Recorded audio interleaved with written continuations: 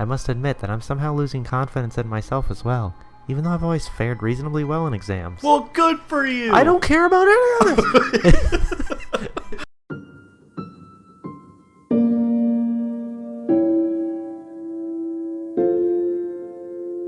Hello! Hi! Welcome back to Bookend Gaming. I'm Eric with a capital Eric. And I'm Travis. That's it. I don't have any cool thing to do with. I wouldn't say that was even cool, but I'm so cool. Yeah, go do that. The girls will love it. They don't. He leans closer and lowers his voice to an agitated whisper. I see his facial muscles twitching. Come on, man. You know I can't talk about stuff here in public. They might be listening. I'm going to have to go pick up some stuff from somewhere, and I don't want those snooping student council hags to get on my case. Also, I don't trust your friend. Nothing personal. Are you sure he's trustworthy? I briefly consider telling Kenji about Rin's gender, but as it might end up badly for one or both of them, I decide against it. Yep, I'm sure. He turns from me to Rin, and I immediately get the feeling that I have to prevent them from talking to each other, with whatever means necessary. However, there is little I can do now, apart from physical violence. In that case, would you be interested in knowing about the worst threat to mankind since they invented vegetarianism? Veganism. He sounds like a vacuum cleaner salesman. I thought it was Sunday. I see you're not in the know. Yeah, man, I'm talking about man-eating cows here. Very few people know what I know, so I'm not surprised. We can't talk here, but if you'd like a pamphlet, come to my room after curfew on Mondays or Wednesdays. He's gonna steal your woman. He suddenly reaches to his pocket and draws out a ballpoint pen and what looks like a convenience store receipt. That'd be worse than losing him to the track team captain. Kenji furiously scribbles on a scrap of paper and then thrusts it towards Rin. Why do you buy so many condoms? Here's the password. Memorize it and then eradicate any trace of this document. Eat it, burn it, dissolve it in acid, pee on it, I don't give a shit, whatever. I take the receipt from Kenji as Rin is unable to do so, and glance at it. It's indeed a receipt, apparently for 2 rice balls and 5 boxes of matches. I hope he is not planning to burn anything down while eating 2 rice balls. He's just gonna burn the rice balls. On the other side is written just one word. Honey muffin. I show it to Rin too, but she shows no reaction. Thank you. Is this guy for real? Yo, Hisao, you still in that club? The Club of Dark Arts? It's Defense Against the Dark Arts. Yeah, no shit, man. Fine art. Anyway, yeah, actually just had a meeting today. Still got your wits about you? No shady mind tricks going on? Nothing personal, man, but I have to be on top of things. Can't get caught with my pants down. Speaking of which, you should really take showers a bit later. Gotta respect that personal space. Nothing personal.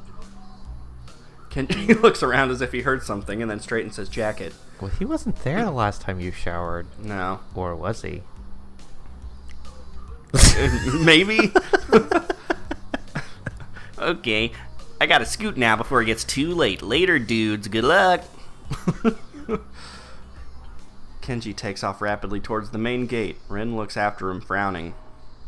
We watch after Kenji's diminishing figure in silence. What's wrong with him? I don't know. I keep talking to him for some reason. Yeah. Technically speaking, I think he's legally blind. Oh, I see.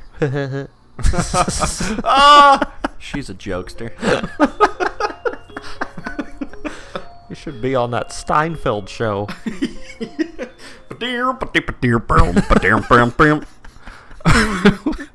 Just turn one of our episodes. Just add a bunch of laugh tracks to our episode so we feel better about ourselves. I can immediately tell from the envelope. Oh, I guess here we go with Iwanako. Really, already? But it's not about official matters of any sort. Someone actually wrote me an old-fashioned handwritten papery letter.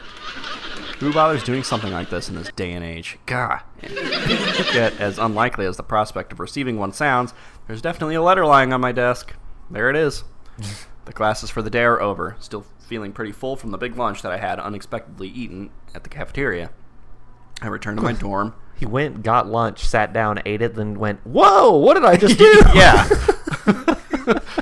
I returned to my dorm planning on finishing my homework and probably skipping dinner, or at least just eating light. Are we just looked at the envelope and we're just Yep, that is a letter. Yeah. Well, back to my It thoughts. seemed like that was out of place. Yeah. I feel like I need to eat less than I used to. Maybe I don't use that much energy now that I don't do much beyond reading.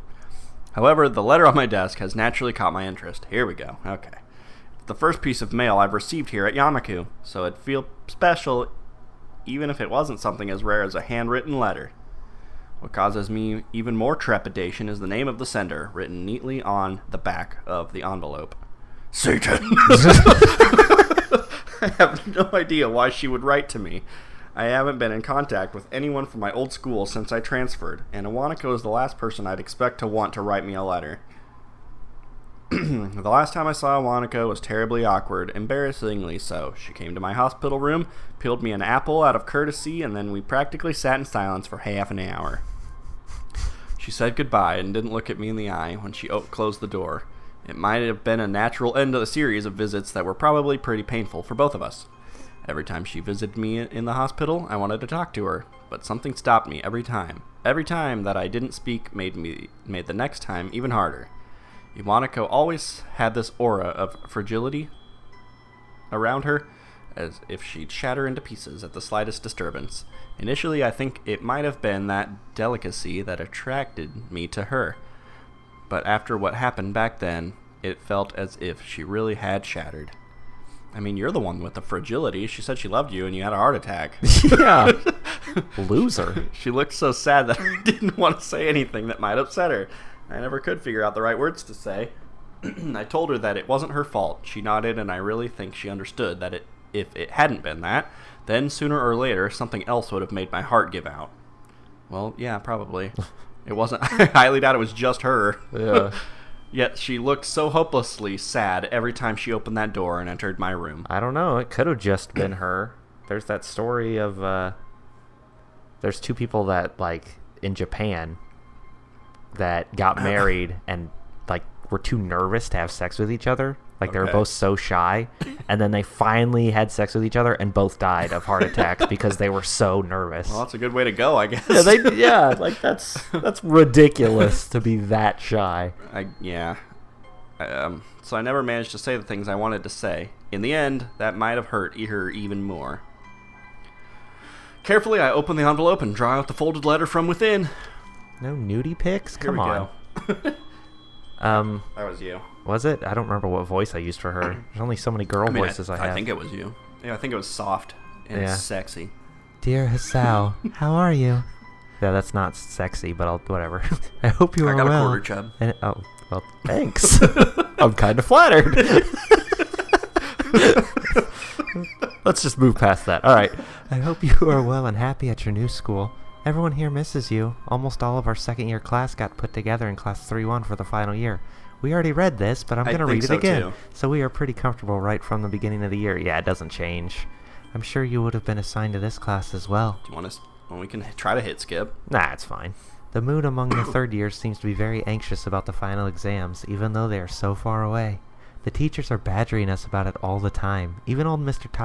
Tachibana, who is, by the way, our homeroom teacher this year. Oh, God! Would you believe it? I was sure that he'd retire after our second year, but here he is, nagging everyone about studying for exams. I think things like that are the main reason why the mood among the third years is so nervous. I must admit that I'm somehow losing confidence in myself as well, even though I've always fared reasonably well in exams. Well, good for you! I don't care about any of this! It's so weird to think we are already seniors, isn't it? Time has really flown past. I wonder where it went. The new first year seems so young and South somehow for the winter.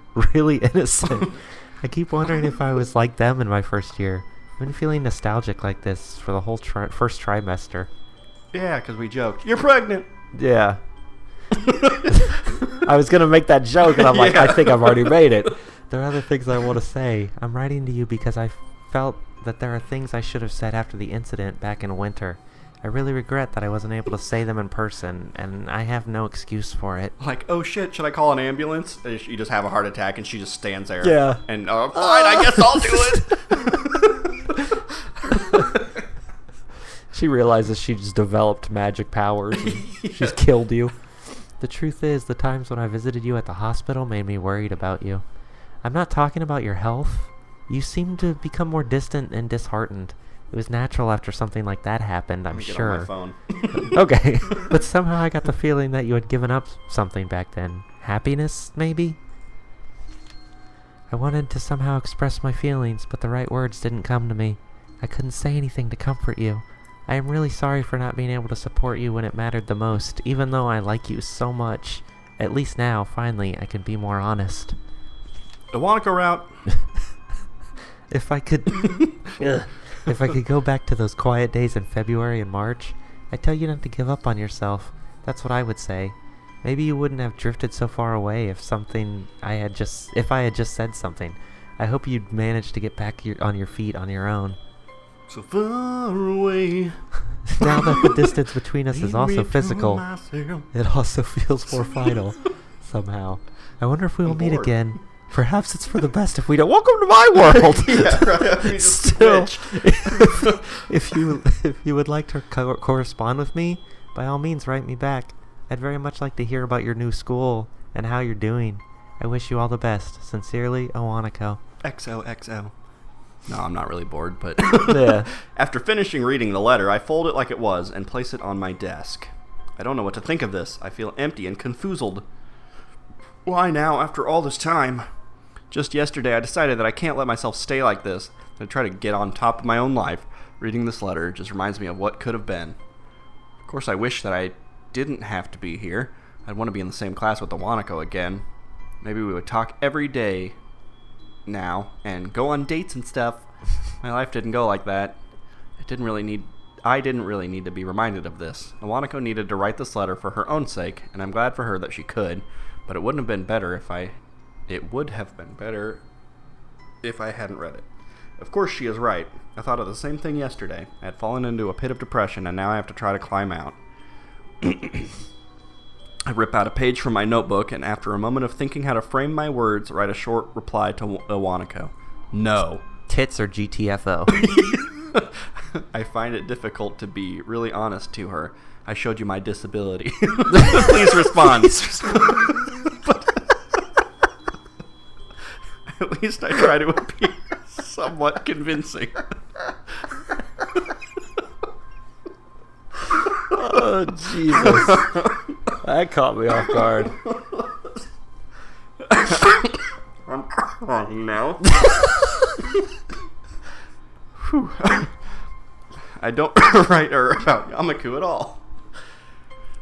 I gotta calm down now. It got funnier. Yeah. Like I'm picturing the like it's a Snapchat picture like too close to his chest or something. And Gripping his chest.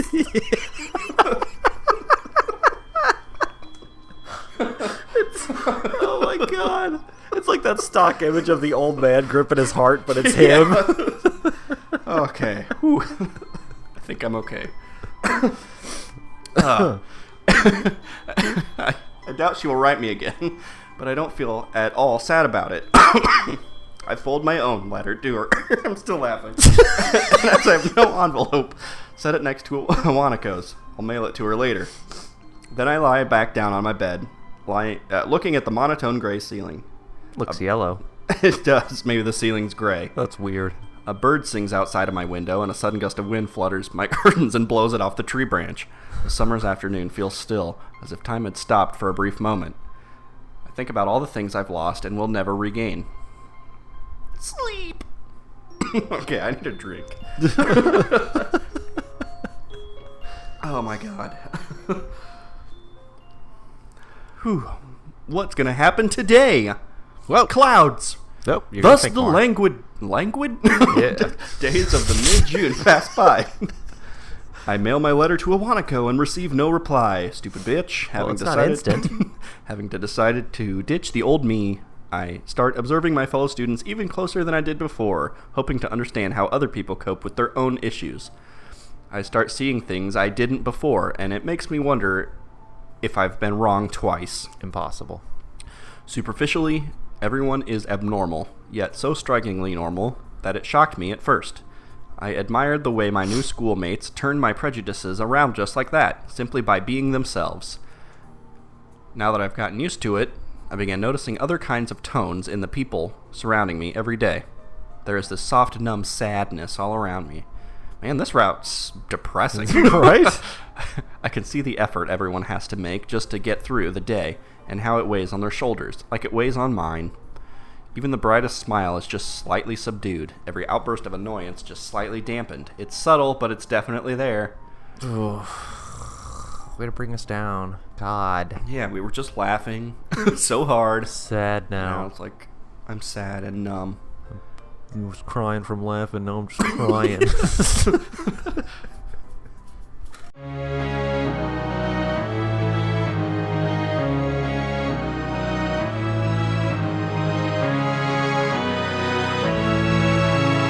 Game